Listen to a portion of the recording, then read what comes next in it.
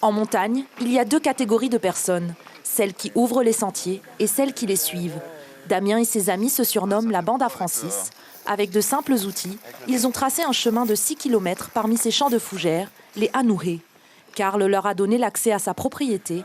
L'ascension démarre par 4 bosses pour révéler ce lieu sacré, un marais.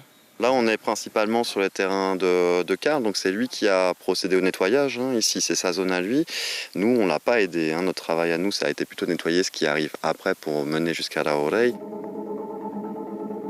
Pour rejoindre les sommets, il faut choisir entre sillonner des crêtes ou emprunter le vallon. L'équipe se divise. Damien et Alain passent par la forêt. La fraîcheur procurée par les arbres est agréable, mais le prix à payer, ce sont les 10 mètres de falaise à grimper.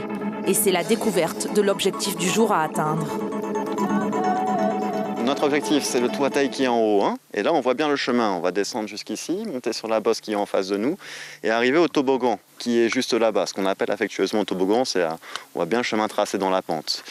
Et pour nous, aujourd'hui, on va s'arrêter là. Le mont Tuatei culmine à 1276 mètres. Il se mérite car le chemin d'accès est étroit. Les crêtes font parfois moins de 50 cm de large. La nature offre ses trésors, des espèces de plantes de montagne endémiques, comme ces fougères arborescentes. Et les nuages dévoilent le spectacle. C'est le fond de la vallée de Nahuatl, donc voilà, on domine un peu cette vallée. Et on a la chance un peu aujourd'hui qu'il y ait les cascades qui coulent.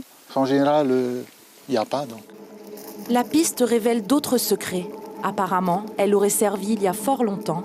Pas de date précise, mais un nom. Te Arao Te Tupuna, le chemin de nos ancêtres.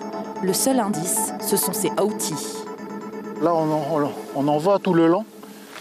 Et bon, on sait que c'est pas arrivé naturellement parce qu'ils sont bien alignés. Et tout le long, un peu plus bas aussi, il y en a. Donc voilà, c'était le système de balisage de nos ancêtres. On dépasse les 1000 mètres d'altitude et il ne reste qu'environ 30 minutes pour atteindre le sommet tant convoité. Alors là, on est au pied du mont Tuatei. Il nous tend les bras, il est juste là, mais on ne va pas pouvoir le rejoindre parce qu'il pleut et que ça glisse et que c'est trop dangereux. Donc on va redescendre. C'est parti pour 3 heures de descente. La bande à Francis retournera terminer son travail herculéen au rythme d'1 heure pour défricher 100 mètres. Il leur reste environ 1 km de sentier à tracer avant de pouvoir relier les hauteurs de Erima au refuge du mont Aorei. L'information en continu sur Polynésie la première, Internet et réseaux sociaux.